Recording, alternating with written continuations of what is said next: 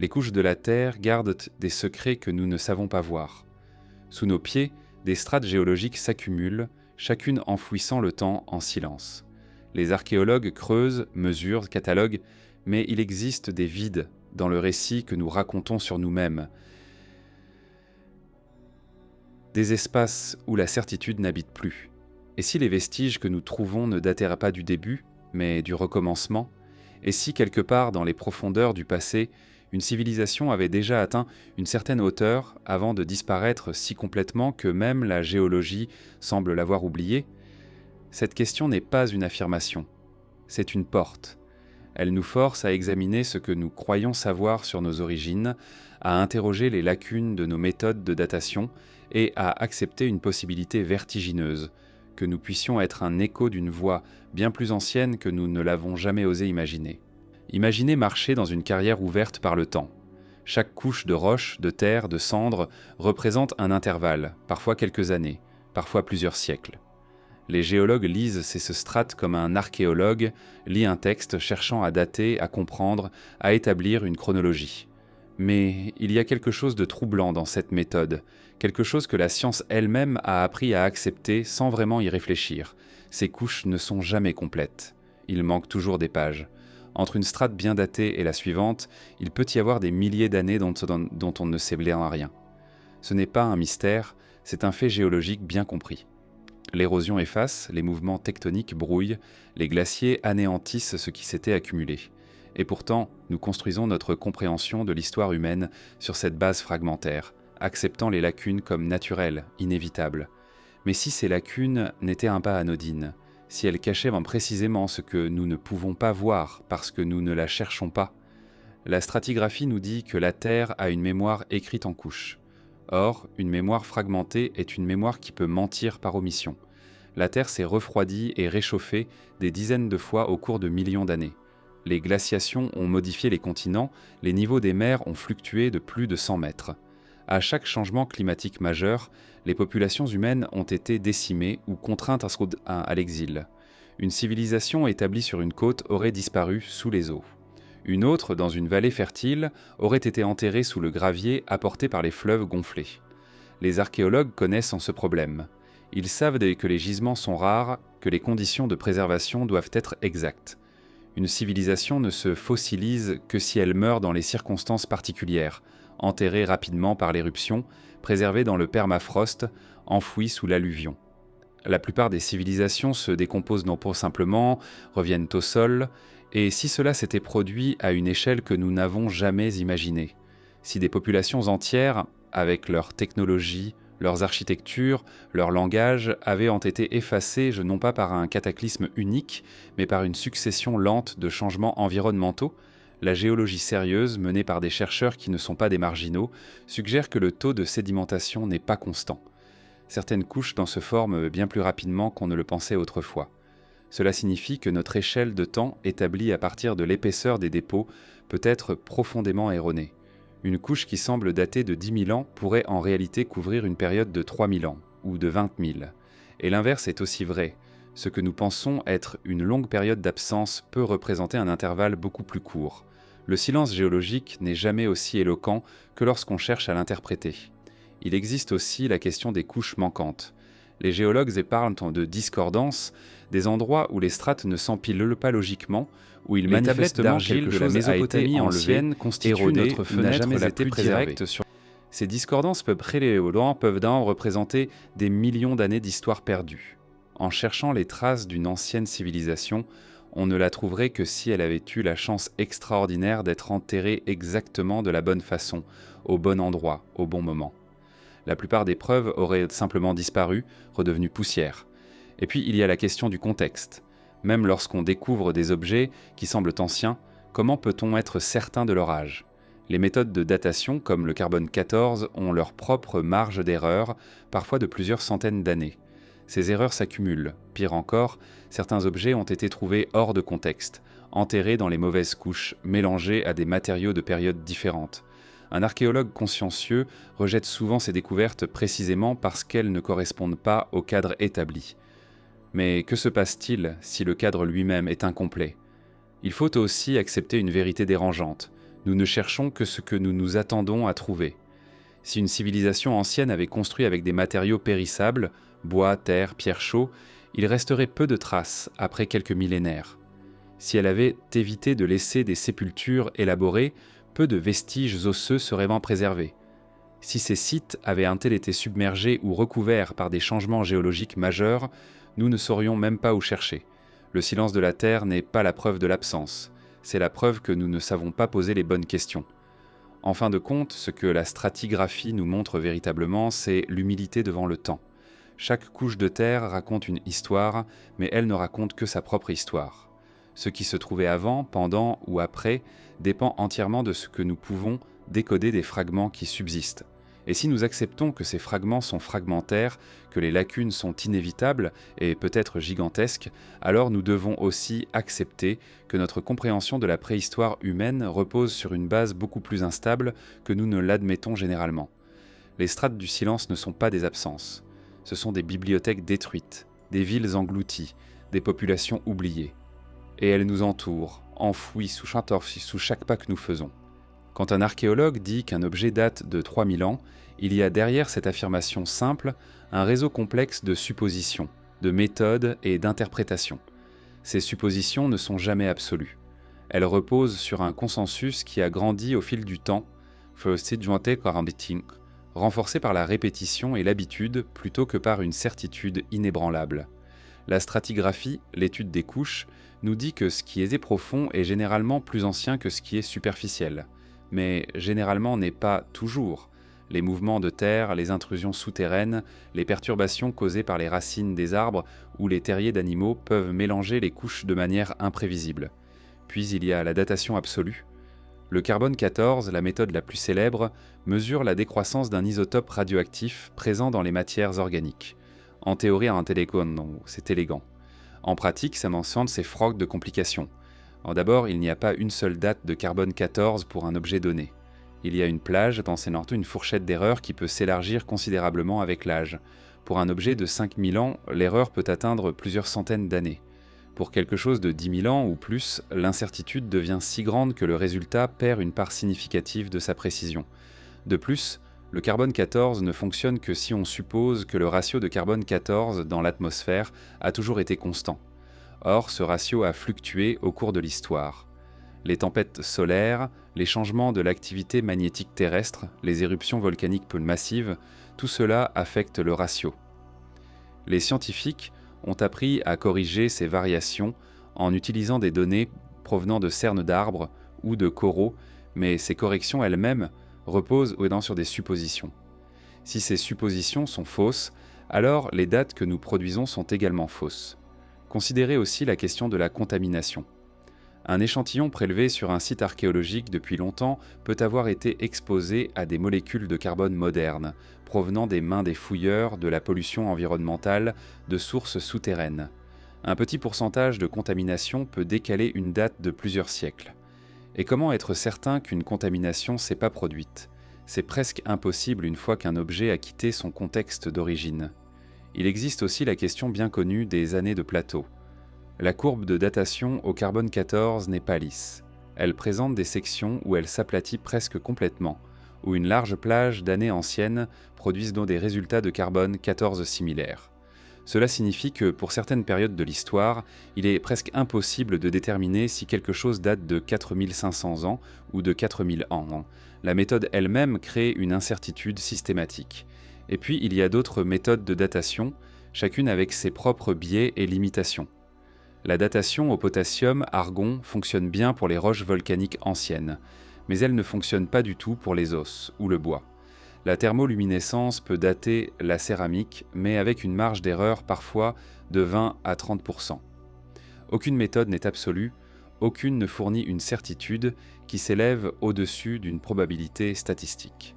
Ce qui est plus troublant encore, c'est comment cette incertitude méthodologique est présentée au public.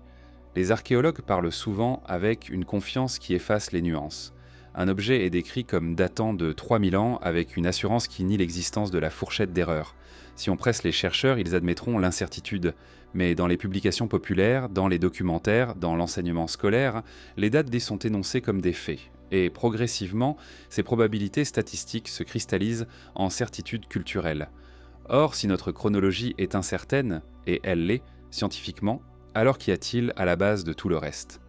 Si nous pouvions nous tromper de quelques siècles sur la date d'une artefact, pourrions-nous nous tromper de quelques millénaires sur la date d'une civilisation ? Si une pyramide que nous disons avoir 1000 ans de plus ou de moins qu'elle ne l'est réellement, cela change-t-il ce qu'elle est ? Non. Mais cela change complètement comment nous racontons la succession des sociétés humaines. Cela crée des espaces où une autre histoire aurait pu se dérouler, des vides dans notre chronologie qui pourraient accueillir une civilisation entière que nous avons simplement manquée. La datation est également sujette à un biais méthodologique subtil mais puissant, le biais de confirmation. Une fois qu'un cadre chronologique a été établi et accepté, les nouvelles découvertes en 30D sont interprétées d'une certaine manière à correspondre à ce cadre. Si une artefact ne correspond pas à la date attendue, on suppose que l'objet a été perdu, réutilisé, apporté d'ailleurs, ou que la datation doit être réexaminée. Rarement, très rarement, la possibilité que le cadre chronologique lui-même soit erroné est considérée. C'est une forme de conservatisme scientifique qui protège l'ordre établi, mais qui peut aussi étouffer la découverte de vérités inconfortables. Et si, quelque part dans ces marges d'erreur, dans ces plateaux de carbone 14, dans ces couches déplacées et ces discordances stratigraphiques, se trouvait la preuve d'une civilisation antérieure, une civilisation suffisamment ancienne pour que ces traces soient non comme fragmentaires, fragmentées au-delà du point où nous pouvons la reconnaître avec notre méthode actuelle. Ce ne serait pas une absence de preuve, ce serait une preuve de l'absence de nos capacités de détection. Presque toutes les grandes civilisations humaines anciennes partagent une histoire remarquablement similaire, un déluge massif qui a détruit le monde antérieur. Les Sumériens parlaient ardemment du grand déluge, les Grecs racontaient l'histoire de Noé, les Hindous décrivaient le Matsya Avatar, les aborigènes australiens préservaient des récits d'inondations cataclysmales. Les Mayas documentaient des destructions répétées du monde. Même les peuples des îles du Pacifique, isolés géographiquement pendant des millénaires, racontaient des histoires d'inondations dévastatrices. C'est trop constant, trop répandu, pour être une coïncidence. Soit ces civilisations ont toutes inventé indépendamment une histoire très similaire, ce qui est télépsychologiquement et culturellement improbable, soit elles se souvenaient toutes d'un événement réel, d'un cataclysme hydrologique qui avait frappé l'humanité ancienne de manière si profonde qu'il avait laissé une marque sur la mémoire collective, transmise de génération en génération, transformée en mythe mais préservant le noyau d'une vérité historique. Géologiquement, il y a une base solide pour cette possibilité. À la fin de la dernière ère glaciaire, il y a environ 10 000 à 12 000 ans, les glaciers qui couvraient le continent nord-américain et l'Europe du Nord ont commencé à fondre rapidement. Cela a provoqué une augmentation massive du niveau des mers, une montée pouvant atteindre 100 mètres en seulement quelques millénaires. Pour les populations humaines qui vivaient nées sur les côtes, sur les fleuves côtiers, dans les deltas bas où la nourriture était abondante, cette montée aurait été catastrophique. Des terres habitées pendant des générations auraient simplement été englouties. Les populations auraient dû se réfugier à l'intérieur, abandonnant leurs foyers établis et migrant vers des terres plus hautes. Et ce qu'elles auraient laissé derrière, ce serait maintenant sous l'eau, préservé jusqu'à un certain point, mais inaccessible à l'archéologie conventionnelle. Mais il y a aussi d'autres mécanismes qui auraient pu créer des inondations catastrophiques. Les tremblements de terre sous-marins auraient pu provoquer des tsunamis. Les effondrements des barrages naturels créés par les glaciers auraient même pu libérer des lacs entiers d'eau douce glaciaire, créant des inondations soudaines et dévastatrices. Le géologue William Ryan et ses collègues ont proposé que le détroit de Bosphore, qui sépare la Turquie actuelle de ce qui est maintenant la Russie, s'était effondré à une certaine époque, permettant à l'eau de la Méditerranée de se déverser dans la mer Noire, augmentant le niveau d'eau de la mer Noire de plus de 100 mètres en quelques années. Si cette théorie est correcte, cela aurait anéanti toute civilisation établie autour de la mer Noire primitive, et cela aurait créé une mémoire si puissante, si terrible qu'elle aurait pu se transmettre oralement pendant des millénaires. La question intéressante n'est pas simplement « y a-t-il eu un déluge ?» Géologiquement, la réponse est évidemment oui. Il y a eu plusieurs déluges. Mais plutôt, y a-t-il eu une civilisation suffisamment développée pour que cette catastrophe soit mémorielle et documentée ? Et si oui, qu'y a-t-il advenu de ces vestiges ? Si une civilisation côtière avait existé autour de la Méditerranée ou de la mer Noire il y a 12 000 ans, ces villes seraient maintenant submergées sous des dizaines de mètres d'eau. Les restes se reposeraient sur le fond marin, fragmentés par le mouvement des sédiments, colonisés par la vie marine, progressivement enterrés. Pour retrouver ces vestiges, il faudrait engager des expéditions de plongée archéologiques, coûteuses, difficiles et systématiquement sous-financées. La plupart des côtes antiques ne sont jamais explorées archéologiquement, et celles qui l'ont été n'ont révélé que des fragments, une encre ici, des tessons de poterie là. Jamais une civilisation cohérente, entièrement fouillée et documentée. Toujours des pièces éparses d'un puzzle dont nous ne pouvons pas voir l'image complète.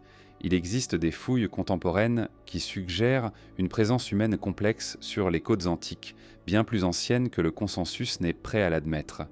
En Méditerranée, des chercheurs ont découvert des preuves de navigation côtière remontant à 40 000 ans. En Australie, les preuves d'habitation humaine datent d'au moins 65 000 ans, et probablement plus loin encore. Et si ces peuples anciens avaient établi des colonies plus substantielles que les simples abris de chasseurs-cueilleurs, si sur le delta du Nil, dans les vallées du Tigre et de l'Euphrate, dans les plaines côtières de l'Asie du Sud, des établissements humains plus complexes avaient existé.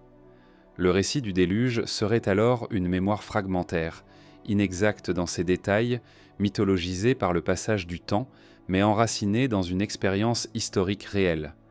Une inondation qui avait détruit une civilisation, ou plusieurs, dispersant ses populations, anéantissant ses archives, laissant uniquement ce qui pouvait être préservé oralement. Et ce qui a été préservé oralement, c'était l'essence. Il y avait un monde avant. Et puis l'eau est venue. Et tout a changé. En 1994, un archéologue nommé Klaus Schmidt a découvert un site en Turquie du sud-est qui bouleversait complètement la compréhension conventionnelle de l'émergence de la civilisation humaine. Le site, appelé Göbekli Tepe, contenait des structures mégalithiques datant de plus de 11 000 ans, bien avant la révolution néolithique, qui était censée marquer le point de transition de l'humanité des chasseurs-cueilleurs à des sociétés agricoles établies. Les structures de Göbekli Tepe n'étaient pas des habitations. C'étaient des temples, des lieux de culte, comportant des piliers hantés sculptés de manière élaborée, disposés en cercles concentriques. La conception était intentionnelle, planifiée, exigeant une coordination entre plusieurs personnes et une compréhension des principes architecturaux. Les piliers ont été extraits d'une carrière distante, transportés sur place, érigés selon un schéma géométrique. Cela exigeait une main-d'œuvre organisée, une direction centrale, une capacité de mobiliser des ressources pour accomplir quelque chose qui n'avait pas de but immédiat de survie. C'était un acte de symbolisme, de spiritualité, d'abstraction. Ce qui rend Göbekli Tepe particulièrement troublant pour la chronologie conventionnelle, c'est que ce site existait avant la domestication de l'agriculture. Les populations qui ont construit ces temples n'avaient pas besoin de se sédentariser pour l'agriculture. Elles avaient choisi de se rassembler, de rester, de construire quelque chose de permanent et d'énorme. Cela renverse l'ordre causal que nous avons supposé. Nous pensions que l'agriculture créait la sédentarité, ce qui créait la civilisation, ce qui créait la religiosité. Mais Göbekli Tepe suggère que la spiritualité organisée et l'architecture monumentale ont précédé l'agriculture. C'était quelque chose d'intrinsèque au désir humain, pas un sous-produit de la production excédentaire alimentaire. Et si Göbekli Tepe n'était que le début d'une longue tradition, et si quelque part entre l'établissement de Göbekli Tepe et l'émergence des dynasties égyptiennes, une civilisation plus substantielle, avec l'agriculture, avec l'écriture, avec une structure politique établie, avait émergé, prospéré et puis disparu, non pas parce que c'était impossible, mais parce que ces vestiges se trouvent maintenant sous des sédiments épais, ou submergés, ou simplement non encore découverts car nous ne savons pas où chercher, Göbekli Tepe nous enseigne aussi quelque chose d'important sur la préservation archéologique. Le site a été délibérément enterré. Les structures ont été remplies de terra et de pierres, comme si la population qui l'habitait avait décidé de le sceller, de le transformer en une forme de sépulture pour un lieu sacré. Cela signifie que le site s'est préservé parce qu'on l'avait enfoui. Si une civilisation quelconque avait décidé de faire la même chose, d'enterrer ses sites religieux ou royaux en tant qu'acte rituel, ces places seraient étonnamment bien préservées. Et nous pourrions les déterrer sans même savoir ce que nous cherchons. Il existe d'autres sites contemporains ou antérieurs à Göbekli Tepe qui commencent à révéler une image plus complexe. Jerf el Ahmar, en Syrie, contenait des habitations circulaires construites il y a environ 10 000 ans. Ain Malaha, en Israël, présentait des restes de population semi-sédentaires datant de 12 000 ans. Çatalhöyük, en Turquie centrale, montrait une ville densément peuplée avec architecture élaborée, existant près de 9 000 ans avant la dynastie égyptienne. Chacun de ces sites repousse les limites de ce que nous pensions possible pour les sociétés humaines anciennes. Ce qui émerge de ces découvertes, c'est une image d'une préhistoire beaucoup plus dynamique, beaucoup plus complexe qu'une simple progression linéaire de la chasse et de la cueillette à la civilisation urbaine. Il semble y avoir eu des expériences sociales parallèles, des traditions architecturales distinctes, des degrés variés de complexité dans différentes régions du monde. Certaines de ces expériences ont persisté et ont évolué en civilisations reconnues. D'autres semblent avoir décliné, leurs traces laissées fragmentaires et difficiles à interpréter. Mais ici, c'est le problème, Göbekli Tepe a été trouvé par accident presque. Klaus Schmidt explorait pour d'autres sites lorsqu'il a remarqué une anomalie topographique. Combien d'autres Göbekli Tepe attendent sous la terre, pas encore découverts, simplement parce que nous ne savons pas où chercher ou que les drones archéologiques modernes n'ont pas encore numérisé chaque colline en Turquie, au Liban, en Syrie, en Mésopotamie, et combien de civilisations entre Göbekli Tepe et l'Égypte des pharaons pourraient avoir existé, prospéré pendant des millénaires, avant de sombrer dans l'oubli pour une raison quelconque que nous ne comprenons pas encore. Un des mystères archéologiques persistants concerne les structures mégalithiques trouvées dans de nombreuses parties du monde, particulièrement en Amérique du Sud, sur les îles du Pacifique et en Méditerranée. Ces structures sont caractérisées par d'énormes blocs de pierre, souvent pesant plusieurs tonnes, assemblés avec une précision étonnante. Les anciens Grecs croyaient que seuls les cyclopes, des créatures mythiques, auraient ni pu soulever et placer des pierres aussi massives, d'où le terme « mur cyclopéen ».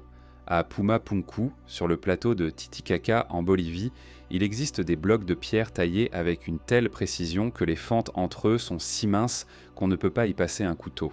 Ces blocs ne sont pas simplement assemblés, ils sont interloqués, chacun s'ajustant aux autres de manière géométrique quasi parfaite.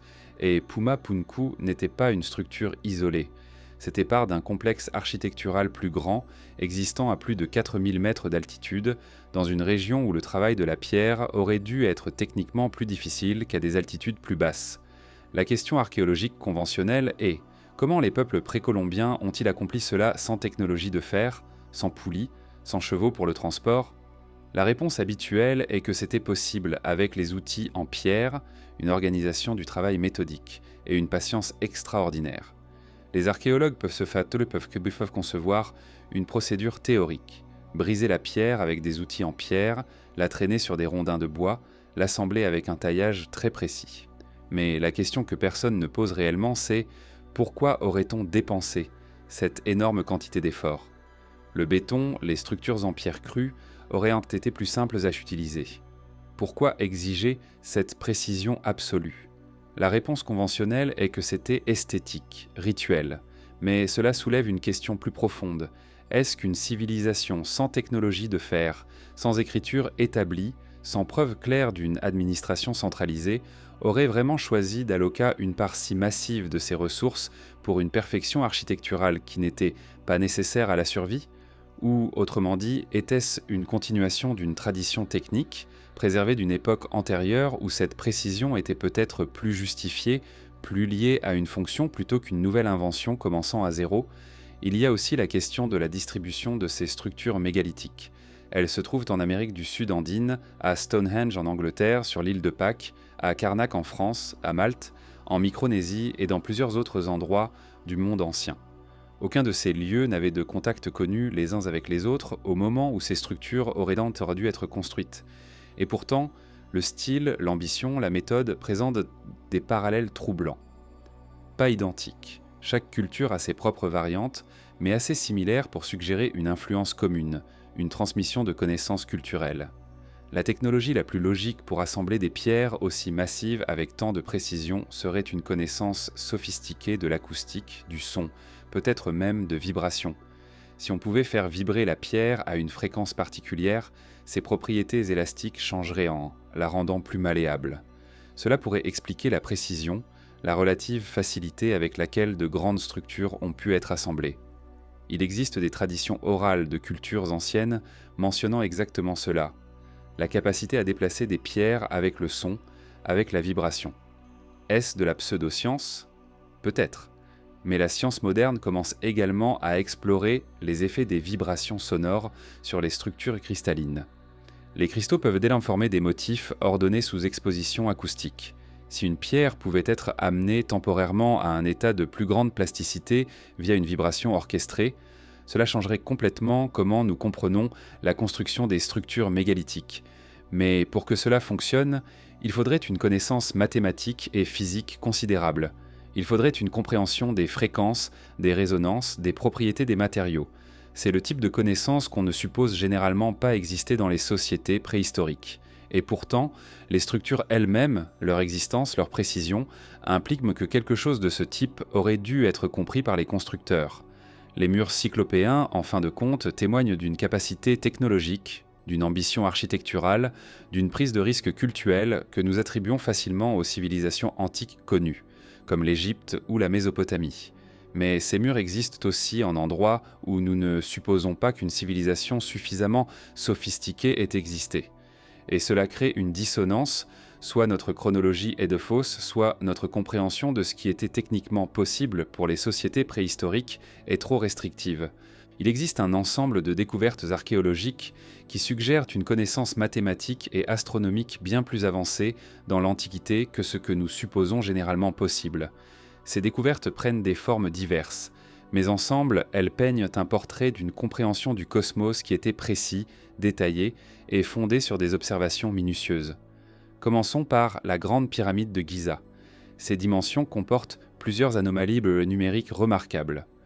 La hauteur de la pyramide multipliée par 1 milliard donne approximativement 150 millions de kilomètres, la distance moyenne entre la Terre et le Soleil avec une précision surprenante. Le périmètre de la pyramide divisé par 2 fois sa hauteur donne un nombre très proche de pi.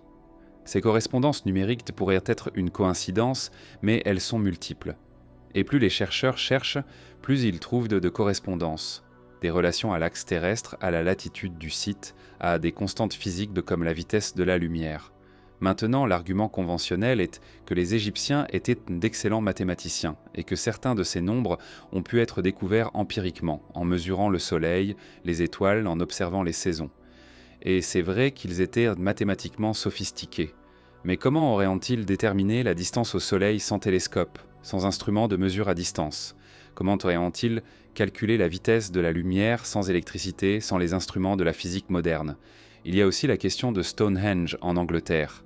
Ce site de pierre mégalithique, daté à environ 4500 ans, apparemment fonctionne comme un calendrier lunaire extrêmement précis. Les alignements des pierres correspondent aux positions du lever et du coucher du soleil lors des solstices et des équinoxes. Les pierres de talon marquent l'endroit où le soleil se lève le jour du solstice d'été.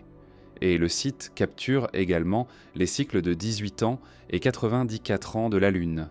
C'est l'équivalent d'un ordinateur analogique en pierre, capable de prédire les éclipses, de suivre les saisons, de préserver une connaissance d'une complexité mathématique remarquable.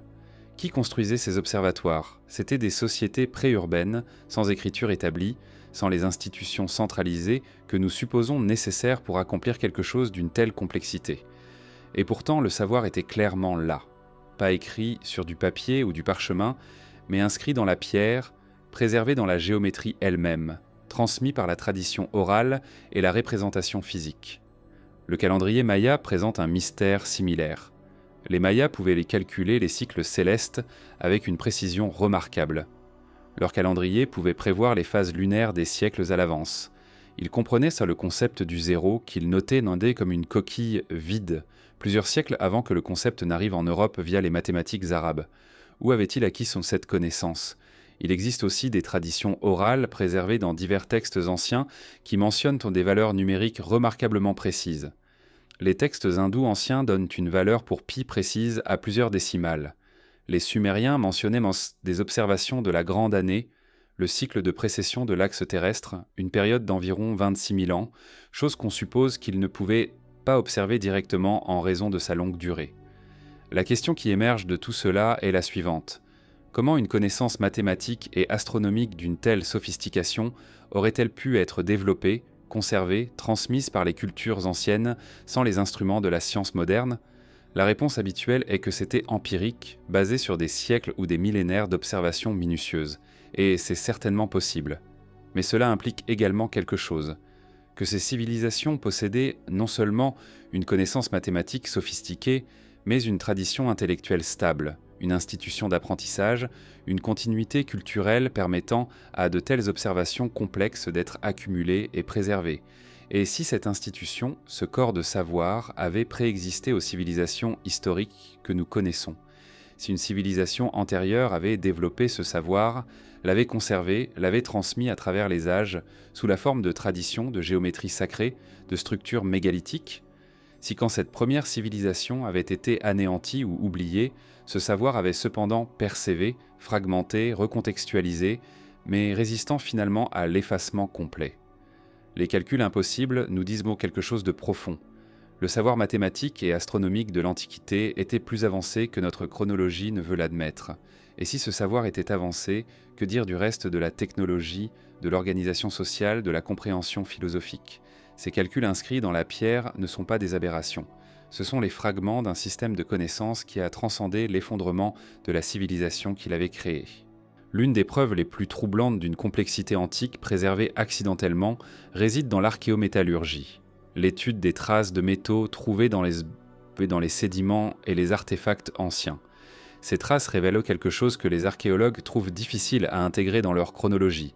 Des réseaux commerciaux, des échanges à longue distance, une sophistication économique existant à des périodes où on suppose que l'humanité était encore largement tribale et locale dans ses organisations.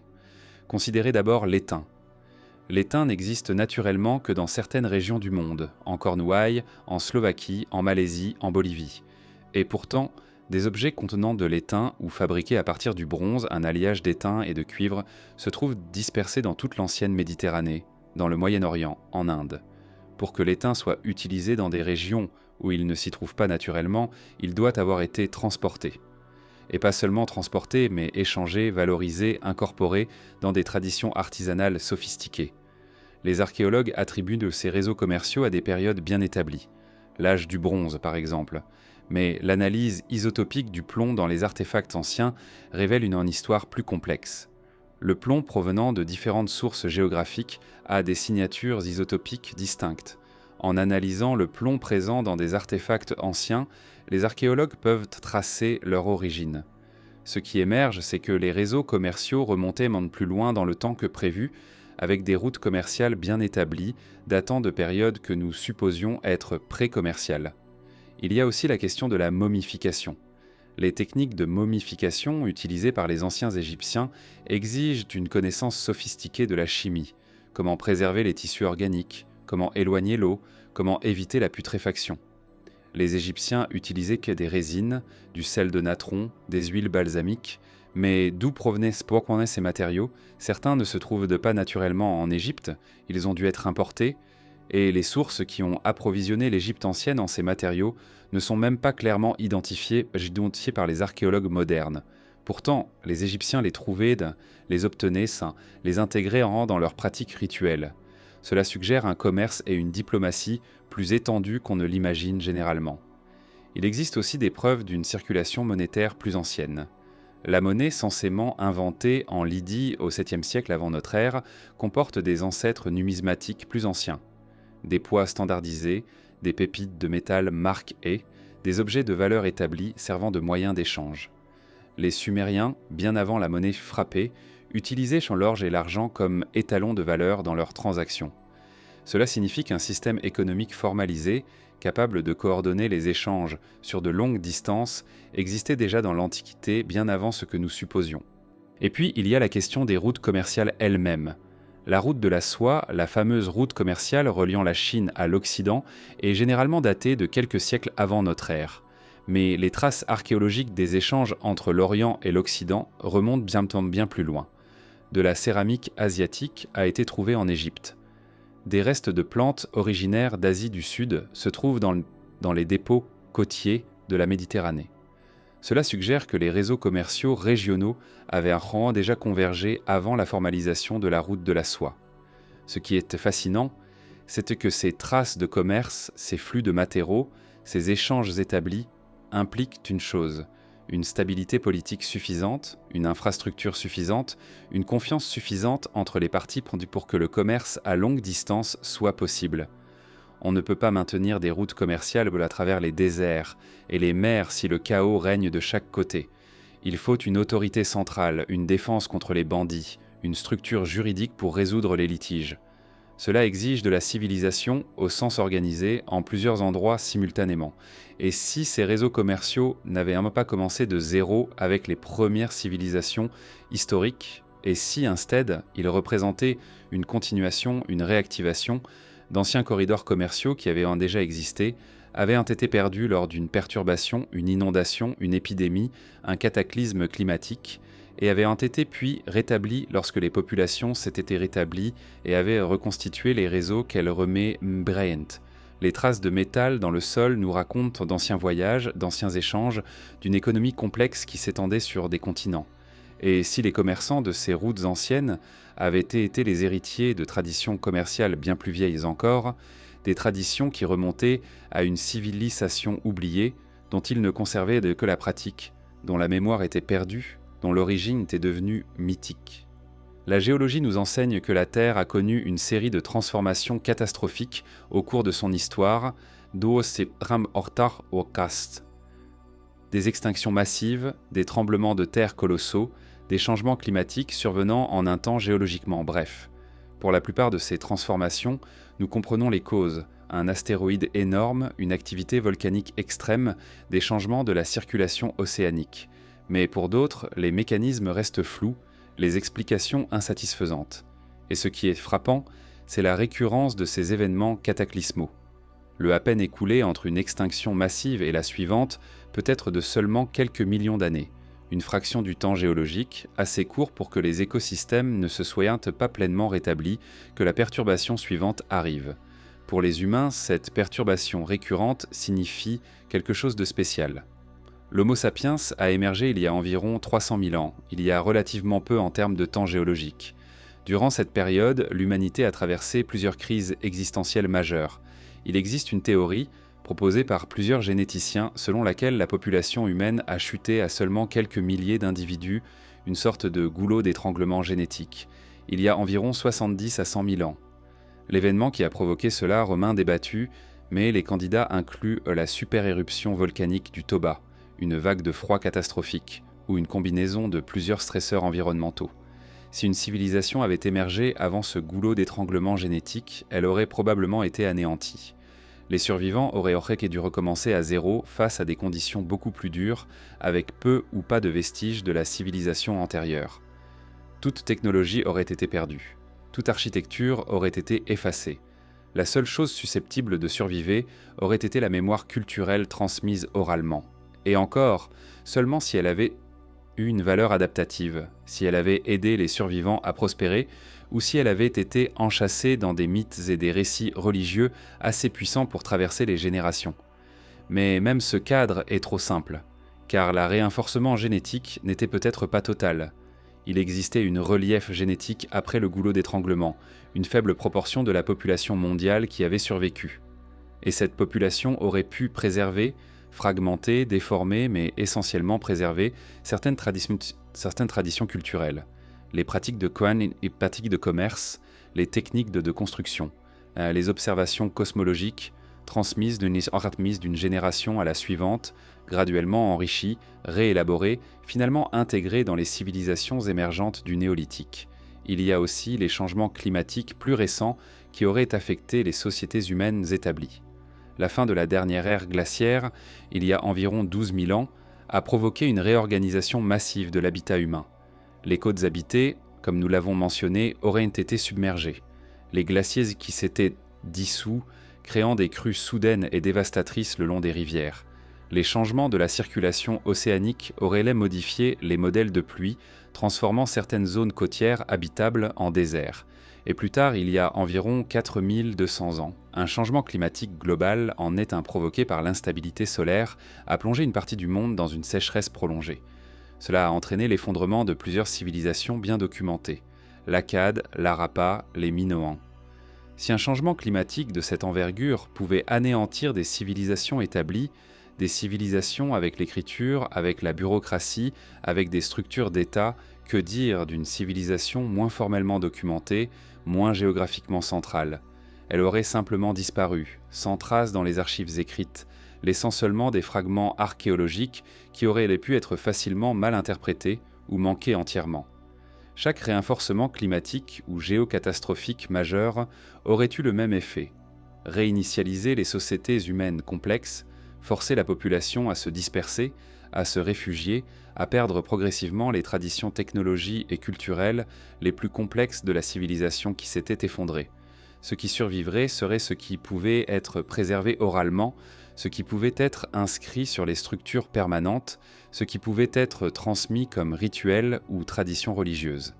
Cela fournirait un mécanisme pour expliquer pourquoi nous voyons de tels sauts dans la sophistication culturelle et technologique au cours de l'histoire ancienne. Le saut entre les sociétés de chasseurs-cueilleurs et l'émergence de sociétés agricoles complexes au néolithique.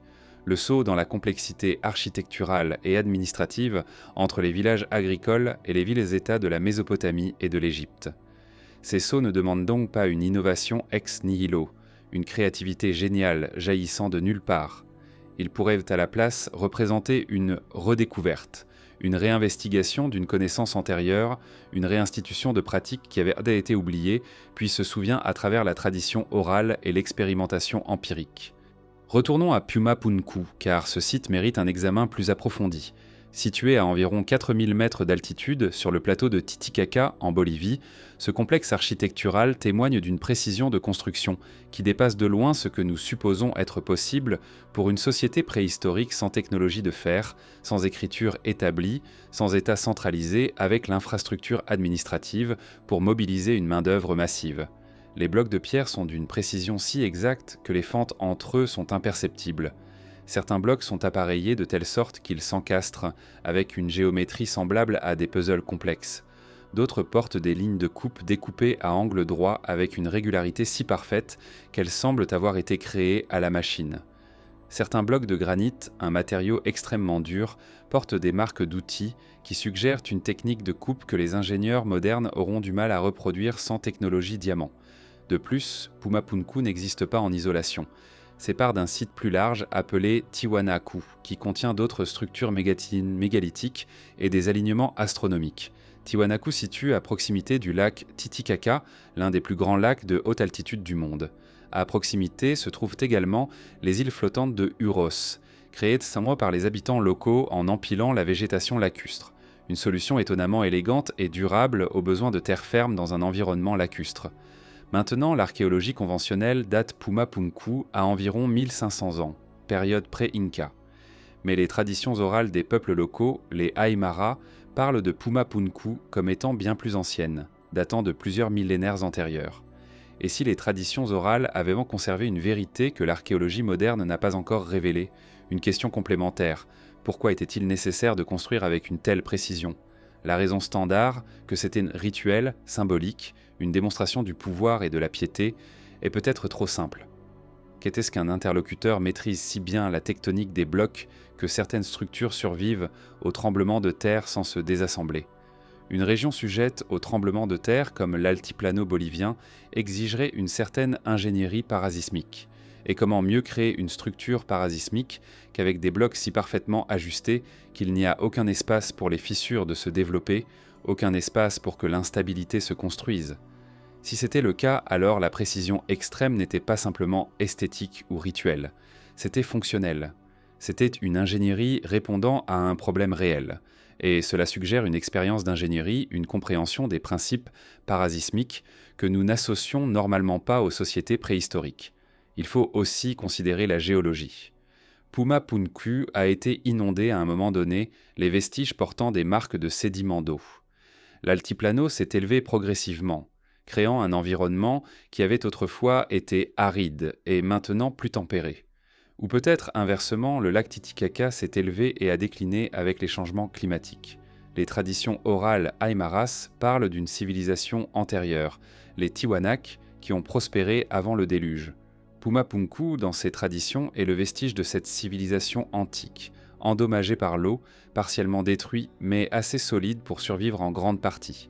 Si ces traditions orales avaient des raisons, et que Pumapunku datait de plusieurs millénaires avant ce que l'archéologie actuelle suppose, alors nous aurions une structure témoignant d'une civilisation ingéniérique sophistiquée existant au cours d'une période où nous supposons que les sociétés humaines étaient encore largement tribales et technologiquement prémétalliques. Et cela changerait substantiellement notre compréhension de la trajectoire humaine. La précision de Pumapunku, en fin de compte, nous pose une question. S'il faut cette exactitude, ce niveau de savoir-faire, pour accomplir ce que nous voyons au reste du site, quels outils, quels processus, quelles méthodes l'ont permis?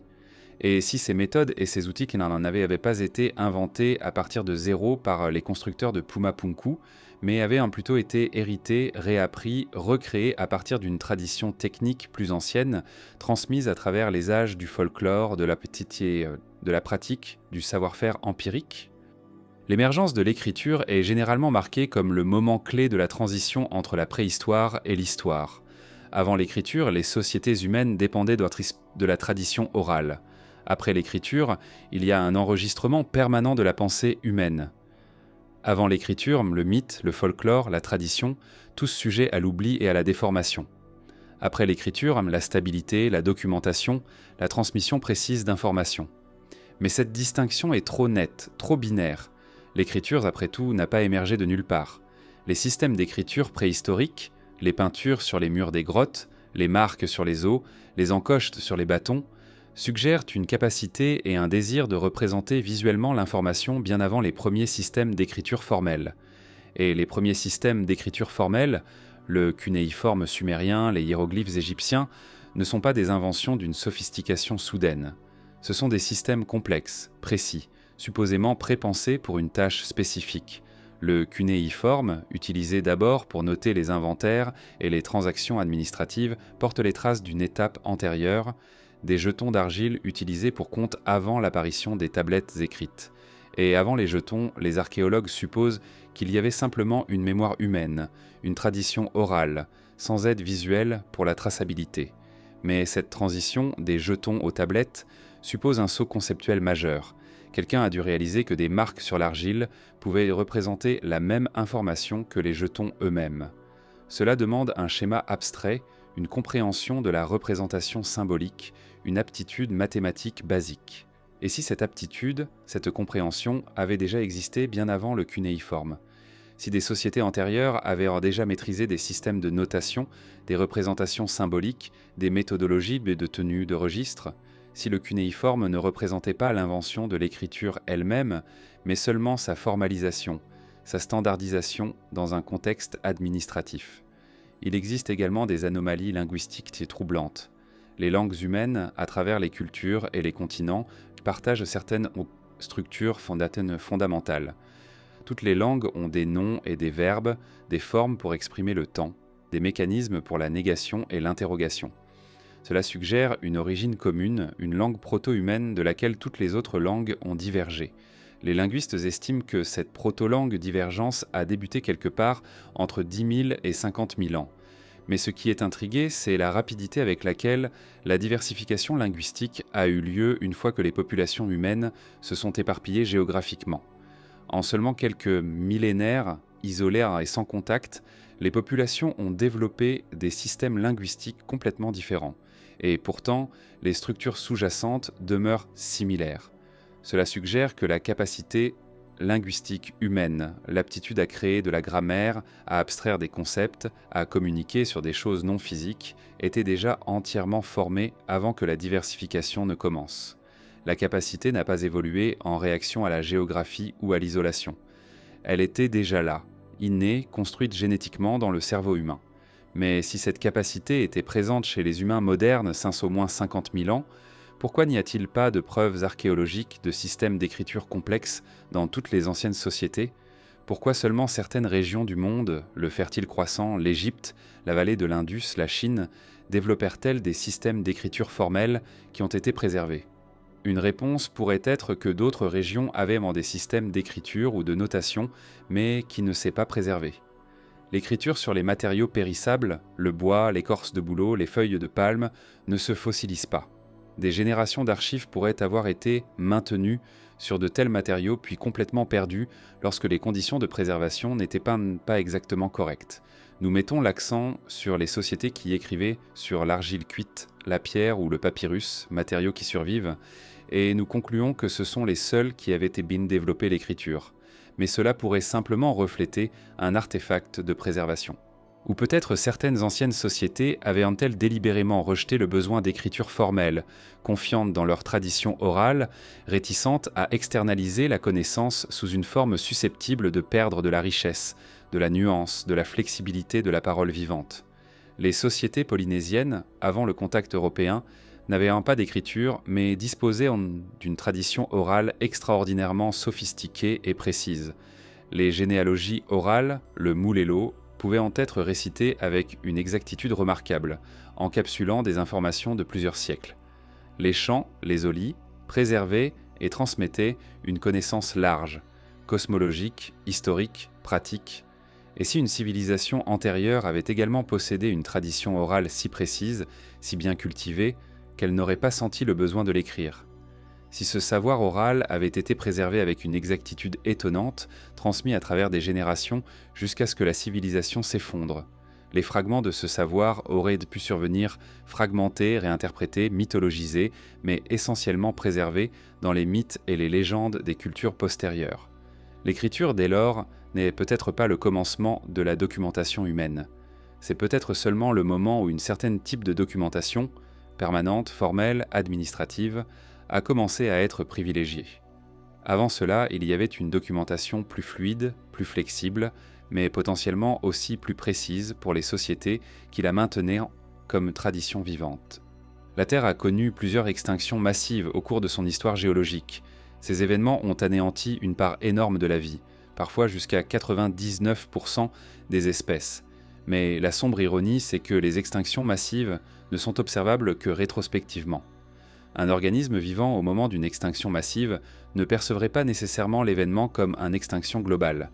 Il percevrait simplement une série de crises locales, des famines, des maladies, des conditions climatiques extrêmes, qui le forceraient à migrer, à s'adapter, à survivre tant bien que mal. Pour les humains, une extinction massive de la faune et de la flore serait désastreuse. Si soudainement les espèces que les peuples anciens considéraient comme des sources alimentaires se raréfiaient ou disparaissaient, il faudrait que les populations se réorganisent, redécouvrent d'autres sources alimentaires, innovent des nouvelles technologies de subsistance. Une civilisation établie sur une base alimentaire spécifique s'effondrerait. Ces populations survivantes seraient réduites et contraintes à un mode de vie moins complexe, moins organisé. Et il existe des preuves que cela s'est produit. Les extinctions de la mégafaune, les mammouths, les paresseux géants, les castors de la taille de Bears, survenant à la fin de la dernière ère glaciaire, environ 10 000 ans avant le présent, avaient probablement une influence massive sur les populations humaines de l'époque. Ces créatures auraient été source d'aliments, de peau, de matériaux pour les outils. Leur disparition aurait signifié une nécessité complète de réorienter les stratégies de subsistance. Les sociétés de chasseurs de mégafaune auraient mieux dû devenir des chasseurs de gibier plus petits, des pêcheurs ou finalement des agriculteurs. Ce changement de subsistance aurait entraîné un changement dans l'organisation sociale. Des sociétés de chasseurs mobiles auraient devenu des sociétés agricoles sédentaires ou semi-nomades basées sur la pêche. Chaque transformation aurait amené la perte de traditions antérieures, l'abandon de technologies adaptées à l'ancien mode de vie, la réorientation des valeurs culturelles. Maintenant, considérez ceci. Si une civilisation avait existé basée sur la chasse à la mégafaune, avec une architecture adaptation à cette stratégie de subsistance, des technologies spécifiques, des organisations sociales développées autour de cette chasse, la disparition de la mégafaune aurait signifié l'effondrement de cette civilisation. Les vestiges qu'elle aurait laissés auraient fragmentés, éparpillés, recouverts par le temps. Et les survivants, devenus agriculteurs ou pêcheurs, auraient d'eux vécu dans un monde tellement différent qu'ils ne reconnaîtraient probablement pas les vestiges de leur civilisation antérieure. Les extinctions massives sont recouvertes par la paléontologie. Mais pour les sociétés humaines préhistoriques, ces extinctions seraient plutôt des réinitialisations catastrophiques, des événements qui estaient irradier l'enregistrement archéologique d'une civilisation qui s'était établie sur une écologie particulière. Il y a une autre layer de complexité. Les extinctions ne sont pas nécessairement globales. Une extinction massive peut décimer certaines régions tandis que d'autres demeurent relativement épargées. Si une civilisation avait été établie dans une région touchée de manière disproportionnée par une extinction, elle aurait pu s'effondrer complètement tandis que d'autres civilisations, dans d'autres régions, auraient d'y continuer à exister. Les archéologues pourraient y constater un écart dans la succession des cultures, une civilisation apparemment prospère disappearing suddenly, suivie d'une période d'abandonnement avant l'émergence d'une nouvelle culture d'une nature différente. Et nous voyons exactement cela dans le registre archéologique. Plusieurs civilisations anciennes montrent des signes d'effondrement rapide, des villes abandonnées, des tentatives apparentes de préserver des artefacts pour une dépôt, une absence soudaine de certaines formes de céramique ou d'architecture, la réorientation vers de nouvelles méthodes de construction. Ces effondrements sont généralement attribués à des causes politiques ou militaires, une invasion, une guerra, une révolution. Mais et si, dans certains cas, l'effondrement avait résulté d'une catastrophe écologique, d'une extinction locale, d'une disparition soudaine de l'écosystème sur lequel la civilisation dépendait. Dans un tel contexte, une civilisation antérieure ne serait pas simple invisible à l'archéologie. Elle serait plutôt mal comprise, mal interprétée. Ces vestiges fragmentés et décontextualisés seraient attribués aux civilisations qui les avaient redécouverts ou simplement rejetés comme anomalies, sans explication cohérente. Et la mémoire de cette civilisation, transmise oralement à travers les populations dispersées et détresses, se pourrait être soit oubliée entièrement, soit transformée en mythe. Ces détails d'origine ne peuvent pas être recognized. C'est exactement le pattern que nous voyons dans les mythologies anciennes du monde. Les histoires de chutes antérieures, les légendes de civilisations perdues, les récits d'une âge d'or suivis par des dégénérations. Peut-être ces mythes ne sont pas du tout des produits de l'imaginaire humain. Peut-être qu'ils sont des échos fragmentés, mémorisés partiellement, dans une époque réelle où une civilisation avait existé et s'était effondrée. Mais même les traditions fragmentées disparaissent finalement. Il existe une période critique. Après un certain nombre de générations sans renforcement extérieur, une tradition orale commence à devenir méconnaissable. Les détails se mélangent. Les personnages historiques fusionnent. La chronologie se brouille. Après suffisamment de générations, peut-être un siècle, peut-être 1000 ans, la tradition initiale est tellement transforme que personne ne reconnaissait plus son source. Cela devient un conte de fées, une légende, une histoire religieuse, et sa charge historique originale est complètement perdue. Et il faut aussi considérer l'intervention active. Si une nouvelle civilisation s'établissait sur les ruines d'une ancienne, elle pourrait délibérément chercher à éradiquer les traditions de la civilisation précédente, voir celles-ci comme des menaces à sa légitimité ou comme incompatibles avec sa propre cosmologie religieuse. Les histoires de la civilisation antérieure seraient supprimées, les artefacts détruits, les murs des anciennes villes qui pourraient être réutilisés ou déclarés sacrés ou maudits. Il existe des exemples historiques de ce type d'effacement intentionnel. Les Égyptiens, sous le pharaon Hatshepsut, ont tenté d'éradiquer les enregistrements de cette reine de son prédécesseur, Thoutmès III, effonçant ou grattant aux images. Les Aztèques ont systématiquement détruit les archives de certaines civilisations antérieures, réécrivant l'histoire pour justifier leur propre domination. Les conquérants coloniaux européens ont mené campagne systématique contre les traditions orales et les archives écrites des peuples indigènes. Si une civilisation peut disparaître dans un siècle de suppression active, comment est-ce que sa mémoire pourrait survivre à plusieurs millénaires ? Il faut également considérer la dynamique psychologique. Les populations dispersées, en état de détresse, ne voudront pas nécessairement se souvenir de l'ancienne civilisation. Si cette civilisation s'était effondrée dans le traumatisme, une catastrophe naturelle, une guerre dévastatrice, une épidémie, les survivants pourraient activement chercher à oublier. Refouler les souvenirs du passé pourrait être un mécanisme de faire face. Ces souvenirs, au lieu d'être volontairement transmis, pourraient être marginalisés, découragés, recouverts par de nouvelles traditions plus adaptatives à la nouvelle situation. Et puis il y a la question du contexte. Une tradition transmise oralement est inévitablement adaptée à la génération qui la entend. Les noms changent, les détails s'ajustent, l'essence se remaintient, mais la particulier change. Après plusieurs générations d'adaptation, même si les fragments de la tradition originale survivent, ils seraient tellement transformés qu'il serait impossible de recréer la source originale. Finalement, une civilisation entière pourrait devenir invisible. Pas par manque de preuves archéologiques, les ruines, les artefacts resteraient, mais par manque de continuité culturelle, de transmission ininterrompue de la mémoire. Les génératies vivantes ne sauraient le plus qu'une civilisation avait précédé la leur. Les murs en ruine seraient attribués à d'autres peuples, aux dieux, aux géants. Les traditions fragmentaires seraient mythologisées au-delà de reconnaissance, et la civilisation elle-même sombrait dans l'oubli complet. L'une des anomalies archéologiques les plus intrigantes concerne les cartes anciennes qui semblent montrer une connaissance géographique impossible.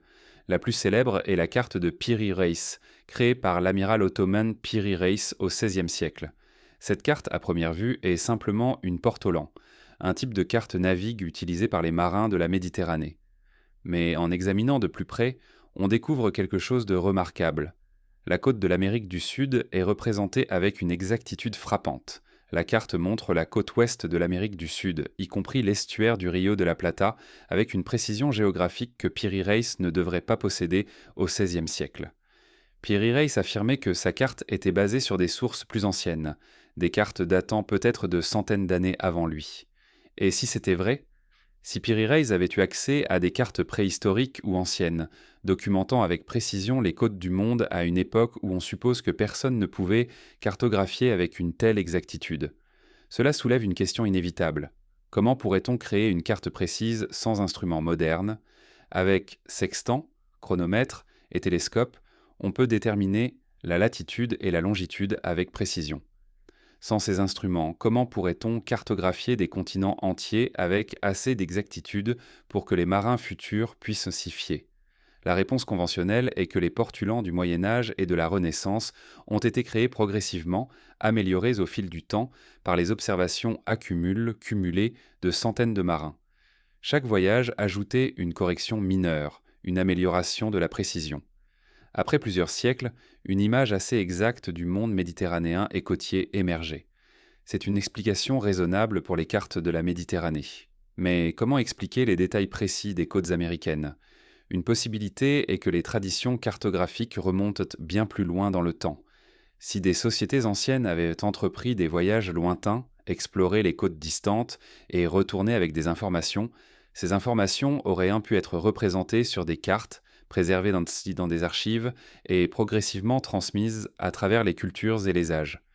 Chaque génération ajouterait ses propres corrections, améliorerait les détails à partir de ses propres observations. Après plusieurs millénaires, une carte étonnamment exacte pourrait émerger, mais cela supposerait une capacité de navigation et une ambition exploratrice chez les anciennes sociétés. Cela supposerait une connaissance de la construction navale, une compréhension des courants océaniques, une volonté d'entreprendre des voyages extrêmement dangereux sans garantie de retour. Nous supposons généralement que ce type de navigation océanique était un développement tardif, les Polynésiens naviguant vers l'île de Pâques, par exemple, ou les Vikings traversant l'Atlantique Nord. Mais et si avant ces exemples que nous reconnaissons, il y avait eu d'autres explorateurs, d'autres navigateurs, d'autres traditions cartographiques? Il existe des théories, pas entièrement dénuées de fondement, que certaines sociétés du monde antique, particulièrement les Phéniciens, mais peut-être aussi d'autres peuples maritimes, étaient en des navigateurs plus compétents et plus aventureux que les archives historiques conventionnelles le suggèrent. Les Phéniciens, après tout, avaient une civilisation maritime prospère avec une économie basée sur le commerce à longue distance. Ils connaissaient l'estuaire du Nil, la côte du Levant, les eaux de la Méditerranée, pourquoi pas aussi l'Atlantique? Et si certains Phéniciens ou d'autres peuples anciens avaient poussé vers l'ouest, traversé l'Atlantique, touché le continent américain, cartographié les côtes et revenir, ces découvertes auraient été enregistrées sur les cartes transmises aux générations suivantes. Les cartes auraient été améliorées, affinées, jusqu'à ce que, plusieurs millénaires plus tard, Un cartographe comme Piri Reis accède aux descendants de ces cartes anciennes et les intègre dans son propre travail. Cela expliquerait la carte de Piri Reis.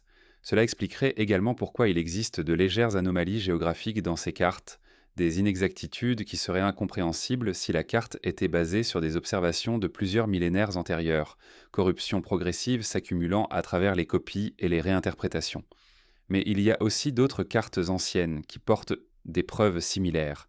La carte de Hadji Ahmed du XVIe siècle montre une grande précision dans les côtes du monde. Les cartes turques du Portolan Stiller montraient une connaissance des côtes qui semble impossible pour leur date. Il semble que des traditions cartographiques anciennes aient été largement accessibles aux cartographes du Moyen Âge tardif et de la Renaissance. D'où provenaient ces traditions? Comment avaient-elles survécu? Si une civilisation antérieure avait créé des cartes précises du monde, comment ces cartes avaient-elles persisté à travers les millénaires, à travers les changements de régime, les réincollections culturelles, les suppressions intentionnelles de certaines connaissances? La réponse pourrait être qu'elles n'avaient pas tous survécu, seulement les fragments. Les fragments qui avaient survived intégrés dans de nouvelles traditions, copiés et recopiés, déformés et clarifiés, jusqu'à ce que, par l'intermédiaire des canaux commerciaux et culturels, elles atteignent les cartographes ottomans. Les cartes qui ne devaient pas exister nous racontant d'une chose, une connaissance du monde, précise et détaillée, qui semblait dépasser les capacités technologiques de leurs supposés créateurs. Et cette connaissance, si elle n'était pas nouvelle, si elle était simplement rehéritée de anciennes sources, soulignerait une vérité vertigineuse, que nous ne sommes pas les premiers à avoir compris le monde et que nos ancêtres les plus lointains pourraient avoir été bien plus voyageurs, bien plus ambitieux, bien plus capables que notre histoire ne nous l'a enseigné. Quelque part dans cette série d'explorations, à travers les strates géologiques fragmentées, les méthodes de datation imparfaites, les structures mégalithiques énigmatiques, les traditions orales fragmentées, les extinctions massives et les mécanismes de l'amnésie culturelle, une conclusion émerge, silencieuse, non dite mais inévitable. Nous ne saurons jamais avec certitude. La nature même de notre question rend une réponse définitive impossible. Si une civilisation avait existé suffisamment longtemps dans le passé, ces vestiges seraient tellement fragmentés, tellement recouverts, tellement minéralisés, qu'aucun degré de fouille archéologique ne pourrait révéler une image complète. Et même si nous trouvions des vestiges, nous les interpréterions selon notre compréhension actuelle de ce qui est possible, ce qui est probable, ce qui a du sens. Et si l'interprétation que nous formulons contredit notre compréhension régnante, nous chercherions une explication alternative. Cela crée un écran logiquement imperméable. La preuve que nous pourrions trouver pourrait toujours être expliquée autrement. Les objets hors de contexte pourraient en être des intrusions. Les anomalies de datation pourraient en être des erreurs de contamination. Les structures mégalithiques pourraient en être des réalisations extraordinaires de maîtres bâtisseurs, pas la continuation d'une tradition technique ancienne. Et ainsi la possibilité d'une ancienne civilisation antérieure persiste, non pas confirmée, non pas réfutée, mais simplement suspendue dans un espace où ni l'affirmation ni la négation ne peut être absolue. Peut-être que cette absence de certitude est elle-même la réponse. Le silence que rencontre la géologie, les lacunes dans la stratigraphie, les marges d'erreur des datations, les défaillances de nos méthodes de détection, ces absences ne signifient pas l'absence d'une civilisation ancienne. Elles peuvent simplement refléter la limite de notre capacité à détecter ce qui est ancien au-delà d'une certaine profondeur temporelle. Un silence archéologique peut être l'empreinte même d'une existence préalable. Considérez les conséquences de cette incertitude. Si nous acceptons que nous ne pouvons pas être certains, que nos méthodes sont imparfaites, que nos chronologies comportent l'un des lacunes, alors nous devons aussi accepter une modestie épistémologique. Nous ne comprenons pas pleinement d'où nous venons. Il y a des chapitres de l'histoire humaine qui sont entièrement invisibles à nos méthodes actuelles. Il y a des civilisations qui peuvent avoir porté leurs propres histoires, leurs propres mythes, leur propre compréhension du monde, et qui ont disparu sans laisser suffisamment de traces pour que nous les reconnaissions. Cela ne veut pas dire qu'une ancienne civilisation doit avoir existé. C'est simplement accepter que l'absence de preuve n'est pas une preuve d'absence. Et plus important encore, c'est reconnaître que notre compréhension du passé humain est construite sur des fondations fragiles, des suppositions, des statistiques, des interprétations qui semblent solides jusqu'au moment où on les examine de près et où on réalise combien de fissures existent en dessous. Les traditions orales de cultures anciennes parlent d'un âge d'or, suivi par une chute. Les mythologies monde entier racontent des histoires de civilisations antérieures, de cataclysmes, de recommencements. Ces histoires ne sont pas des preuves, mais elles ne sont pas non plus simplement de la fiction. Elles peuvent être des échos, distordus, fragmentés, mais essentiellement enracinés dans une expérience collective de catastrophes et de pertes. Et si nous apprenons à écouter ce silence, si nous stoppons de supposer que l'absence d'enregistrement signifie l'absence d'événements, si nous commençons à chercher, non pas pour trouver une civilisation complètement préservée et documentée, mais pour des indices fragmentaires, des anomalies, des silences plus éloquents dans l'enregistrement archéologique qui pourraient en pointer vers des vies, des cultures, des histoires mais que nous n'avons simplement pas reconnues. Peut-être que la question avec laquelle nous avons commencé, si nous n'étions pas la première civilisation sur Terre, trouvera sa réponse non pas dans des découvertes archéologiques spectaculaires, mais dans une subtile recalibration de la manière dont nous écoutons le passé, dans une acceptation que certaines connaissances peuvent être perdues à jamais, et dans une humilité face à la possibilité que nos origines soient bien plus complexes, bien plus anciennes, bien plus mystérieuses que nous ne l'avons jamais conçues. Le silence est restant, et peut-être si nous apprenons à le comprendre, c'est là que réside la réponse véritable.